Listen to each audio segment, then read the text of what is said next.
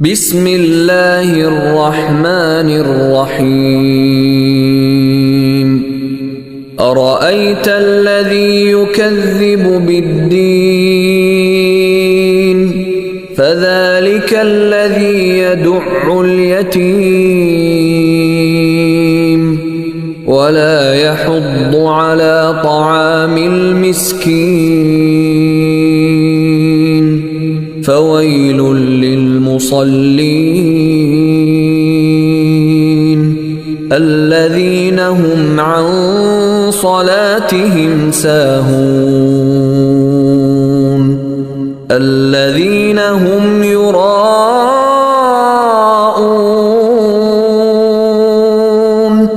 ويمنعون الماعون. صدق الله العظيم.